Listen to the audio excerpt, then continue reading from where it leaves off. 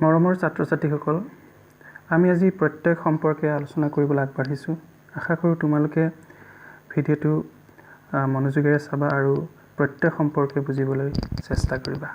ঠিক আছে, এতিয়া আহোঁ প্ৰত্যয়নো কি।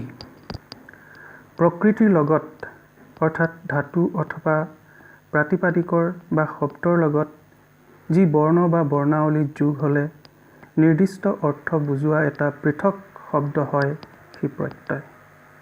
প্ৰকৃতি অৰ্থাৎ ধাতু মানে ক্ৰিয়াৰ মূলেই হৈছে ধাতু বা প্ৰকৃতি, আৰু প্ৰাতিপাদিক বা শব্দ হৈছে অৰ্থ বুজোৱা কিছুমান শব্দ। ধাতু আৰু অৰ্থ বুজোৱা শব্দৰ পিছত যোগ হোৱা বৰ্ণ বা বৰ্ণাৱলী হৈছে প্ৰত্যয়। প্ৰত্যয় প্ৰধানতঃ দুটা ভাগত ভাগ কৰা হৈছে, কৃত প্ৰত্যয় আৰু তদ্ধিত প্ৰত্যয়। আমি আজি কৃত প্ৰত্যয় সম্পৰ্কে আলোচনা কৰিম। কৃত প্ৰত্যয় যি বৰ্ণ বা বৰ্ণাৱলী ধাতুৰ পিছত যোগ হৈ নিৰ্দিষ্ট অৰ্থবোধক শব্দ গঠন কৰে সি কৃত প্ৰত্যয়। অৰ্থাৎ ক্ৰিয়াৰ মূলৰ লগত যোগ হোৱা বৰ্ণ বা বৰ্ণাৱলী হৈছে কৃত প্ৰত্যয়। কৃত প্ৰত্যয় দুই প্ৰকাৰৰ, অসমীয়া আৰু সংস্কৃত কৃত প্ৰত্যয়। মনত ৰাখিবা, কৃত প্ৰত্যয় ধাতুৰ পিছত যোগ হয়। এতিয়া অসমীয়া কৃত প্ৰত্যয়। অসমীয়া ধাতুৰ পিছত যোগ হোৱা প্ৰত্যয়বোৰ হৈছে কৃত প্ৰত্যয়। আমি কৃত প্ৰত্যয় বহুত আছে, আমি নিৰ্দিষ্ট কেইটামান কৃত প্ৰত্যয়ৰ সম্পৰ্কেহে আলোচনা কৰিম।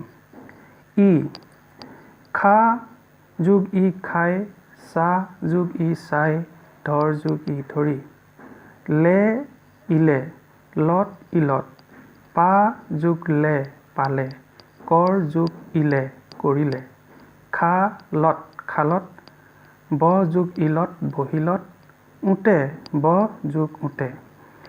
ই, লে, ইলে, লত, ইলত, উতে এইবিলাক হৈছে অসমীয়া কৃত প্ৰত্যয়। ইয়াত খা, চা, ধৰ, পা, কৰ, বহ এইবিলাক ধাতু ক্ৰিয়াৰ মূল। গতিকে এই ধাতুবোৰৰ পিছত এই কৃত প্ৰত্যয়সমূহ যোগ হৈছে আৰু নতুন শব্দৰ গঠন হৈছে। এতিয়া আহিছোঁ ইছ। ইছ কৃত প্ৰত্যয়। কৰ ধাতুৰ পিছত ইছ কৰিছ, খা পিছত ইছ যোগ হৈছে খাইছ। ইছিল, ইছিল এটা কৃত প্ৰত্যয়। কৰ যোগ ইছিল কৰিছিল, খা যোগ ইছিল খাইছিল। সেইদৰে ইব বা ব, কৰ যোগ ইব কৰিব, খা যোগ ব খাব। ইম বা ম, কৰ যোগ ইম কৰিম, খা যোগ ম খাম। আমি ধাতুবোৰৰ পিছত ইছ, ইছিল, ইব বা ব, ইম এই কৃত প্ৰত্যয়সমূহ যোগ হৈছে। কৰিছ, ইছ বুলি কওঁতে বৰ্তমান কালত, ইছিল বুলি কওঁতে অতীত কালত, ব বা ইব, ইম বা ম বুলি কওঁতে আমি ভৱিষ্যত কালৰ কথা আমি বুজিছোঁ। গতিকে ইছ, ইছিল, ইব, ব, ইম বা ব, ম হৈছে এইকেইটা অসমীয়া কৃত প্ৰত্যয়। অতি বা তি, সিচৰ যোগ অতি সিচৰতি, গণ যোগ তি গন্তি, মৰ যোগ অতি মৰতি।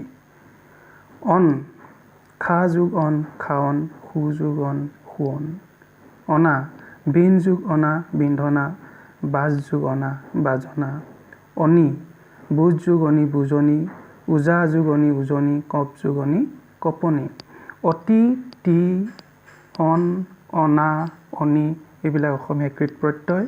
আৰু এই কৃত প্ৰত্যয়সমূহ সিচৰ, গণ, খা, বিন্ধ, বাজ, ওজা, কপ এইবিলাক ধাতুৰ পিছত যোগ হৈ নতুন শব্দৰ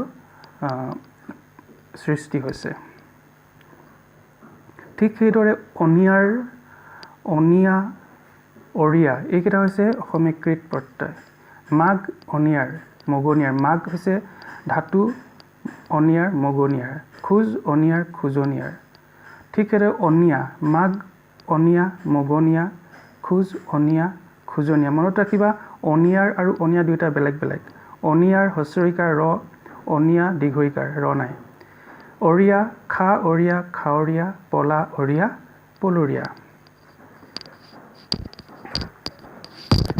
তাৰপিছতে আহিছোঁ আৰু কৃত প্ৰত্যয় যুঁজ আৰু যুঁজাৰু শিক আৰু শিকাৰু যি শিকি আছে বা যি যুঁজি আছে যুঁজাৰু শিকাৰু ইয়া ৰখ ইয়া ৰখীয়া মাৰ যুগ ইয়া মৰিয়া ইয়া দিব লাগ যুগ ইয়া দিবলগীয়া খাব লাগ যুগ ইয়া খাবলগীয়া উৰা হাগ যুগ উৰা হাগুৰা কান্ধ যুগ উৰা কান্দোৰা যে আৰু ইয়া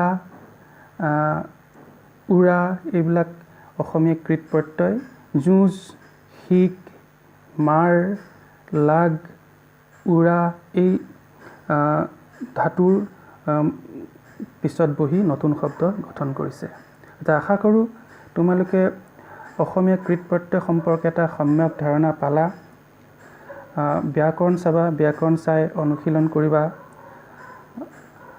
তেতিয়া আৰু অধিক কৃত প্ৰত্যয় সম্পৰ্কে জানিবলৈ সক্ষম হ'বা ঠিক আছে ধন্যবাদ